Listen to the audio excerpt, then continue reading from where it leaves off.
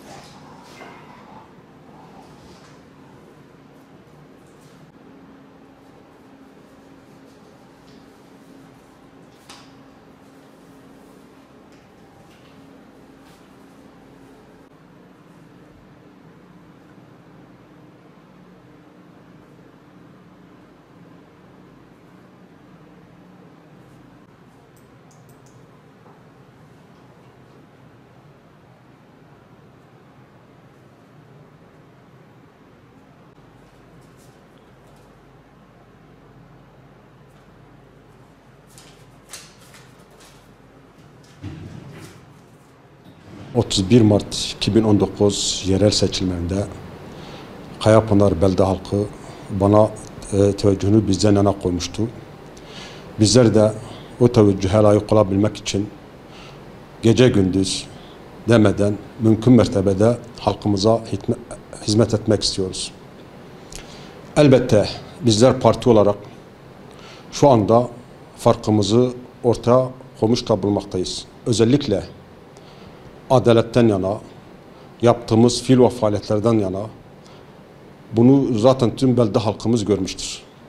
Özellikle bu 16 ay kısa bir dönem içerisinde belediye olarak yaptığımız hizmetler ortadadır. Özellikle suyumuzun az olması, saatte 25 ton akan suyumuzu biz bunu 52 tona çıkardık. 52 tona çıkarmamıza rağmen daha hala bazı sıkıntılar var. Allah'ın izniyle projelerimiz arasında yeni su kuyumuzu hizmete koymaktır. Bunun yanında özellikle evlenen her gencimize mümkün mertebede çeyiz yardımı yapmaktayız. Bunun yanında eşit bir şekilde vefat eden her vatandaşımıza bir öğün yemek yapmaktayız. Bunlarla beraber beldemizin belki de en büyük sıkıntısı olan pazar alanının ve de çay bahçesinin olmadığından dolayı beldenin tam merkezi alanda yaklaşık 2000 metrekarelik bir arsayı belediye alarak ve bunun projesi de şu anda hazırlanmış ve en kısa bir zamanda Allah'ın izniyle onun inşaatına da başlayacağız. Bir nevi hem pazar alanımız olacak, diğer yanda da halkımızın, gençlerimizin, ihtiyarlarımızın oturup da bir çay içebilecekleri bir çay bahçeleri olacaktır inşallah. Bunun dışında özellikle ben gençlere şunu söylemiştim. İstihdam, istihdam, istihdam. Benim gencim niye Antalya'da çalışsın? Benim gencim niye İstanbul'da çalışsın? Özellikle beldemizin istihdam alanı yaratmak için seçilir seçilmez ilk işim bir iş adamıyla anlaşarak burada beldemde 1000 metrekarelik belediye ait olan 1000 metrekarelik bir yeri tekstil atölyesine çevirmek oldu. Ve orada da yaklaşık şu anda 65 kişi ekmeğini yiyor. Tabii ki bu yeterli mi? Yeterli değil. Özellikle şu anda bu bölgede nahit taşı denildiği zaman akla ilk gelen yerlerden bir tanesi de Kayapınar'dır. Ve şu anda da yaptığım girişimler sonucunda nahit taşını bir iş adamı kesmektedir.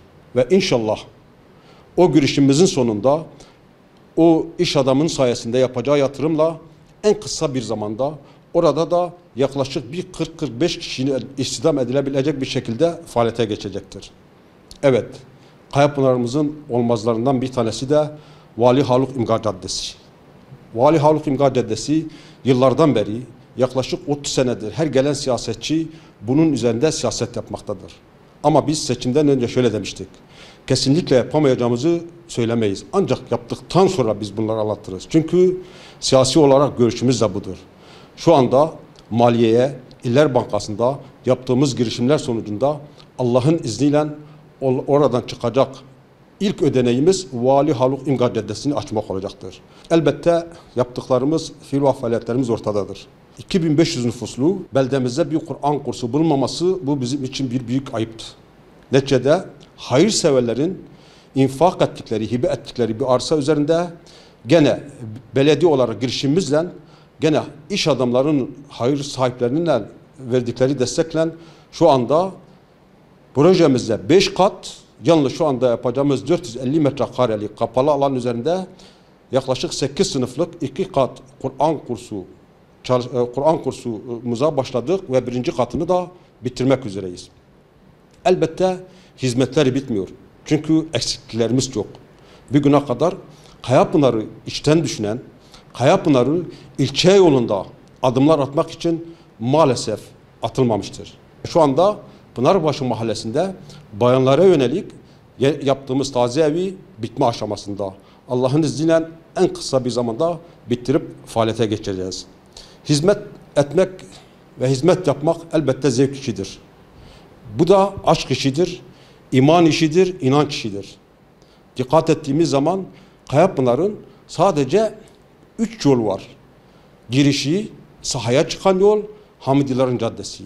İşte bizim hedefimiz şu anda projelerim arasında olan 8 tane yolu Allah'ın izniyle açmaktır. Özellikle çevre yolunu, çarşı yolunu birbirine birleştiren 2 yol. Mahalle arasında bulunan 212. sokakla 216. sokakı birleştirmek. Bunun dışında özellikle belde girişlerini yaklaşık 700-800 metre, hatta bunu 1 kilometreye kadar çıkarıp onu çift şerit yapmak ve onunla beraber ortasını ağaçlandırıp ve ışıklandırmaktır. İşte Allah'ın izniyle bunu yaptığımız zaman bizler Kayapınar'ın ilçe olabilmesi için bunlar için hepsi birer adımdır. Bununla beraber gittikçe Kayapınar gelişmekte ve gelişen Kayapınar'ımız için elbette gençlerimizin gezebileceği, işçilerimizin oturabileceği, evlenen gençlerimizin düğün yapabilmesi için şu anda belediyemizin bünyesinde bulunan 8000 metrekarelik bir arsanın üzerinde bir millet bahçesi yapmak ve o millet bahçesinin yanında Allah'ın izniyle çok amaçlı bir salon, yani bir nevi düğün salonu yapmak. İşte bunu da projesini çizdik. Çevre Bakanlığı'na, Maliye Bakanlığı'na ve İller Bankası'na ayrı ayrı projelerimizi verdik. Ve inşallah oradan bu projelerimizin sonuçlanması durumunda Kayapınar'ımıza 8000 metrekarelik güzel bir alanı hem ağaçlandırmak hem park alanı yapmak ve aynı zamanda orada da bir salon yapmaktır. Elbette bununla hizmetlerimiz kalmayacaktır. Özellikle burada istihdamı artırmak için ve istihdamı daha fazla önem verdiğimden dolayı, çünkü gençlere düşkün olan bir başkanım. Özellikle gençleri seven bir başkanım. Çünkü eğer bir toplumda gençler iyi yetişirse o toplum muhakkak iyi olur. Bizim hedefimiz sadece toplumun maddi olarak değil, manevi olarak üzerinde de çalışmaktır. Elbette yaptığımız Kur'an kursu bunun bir semeresidir. Elbette daha önce de yaptığım ve inşallah bu pandemiden dolayı ara verdiğim halk meclislerini oluşturup ve o halk meclisleriyle beraber beldemizin ileri gelenleri ve gençleriyle bir araya gelip beldemizin sorunlarını çözmek ve beldede var olan soruları ortadan kaldırmak için istişarelerimiz devam edecektir. Çünkü bizler kendi kafamıza göre değil, bildiğimizi biliyoruz, yapacağız diye değil. Beldemizin ister 1 yaşındaki, ister 10 yaşındaki, ister 30 yaşındaki, ister 80 yaşındaki şahıslarla istişare edip ve ortaya çıkacak olan o görüşlere saygı duyarak inşallah hareket edeceğiz. Özellikle bizim Kayapınar'da en fazla çektiğimiz sıkıntılardan 2 tanesi hem altyapı, su hem kanalizasyon. Özellikle bunlarla işçi olarak, hakikaten işçilerimiz olarak çok uğraşıyorlar. Ve bu uğraştan dolayı da şu anda beldenin dışında akıntısını daha iyi sağlayabilmek için şu anda yaklaşık 700 metrelik bir kanalizasyonumuz var ve biz o kanalizasyonumuzu şu anda eştik, borularımızı hazır, en kısa bir zamanda Allah'ın izniyle döşeyip orasını da faaliyete geçireceğiz. Şu anda ortaya koyduğum ve ileriye dönük ortaya koyacağım projelerle Allah'ın izniyle Kayapınar'ın artık beldesi değil, ilçe olma yoluna gidebilmek için adımlarımızı atıyoruz. Allah'ın izniyle Kayapınar'ın ilçe olabilmesi için elimizde var olan tüm imkanlarla çalışacağız.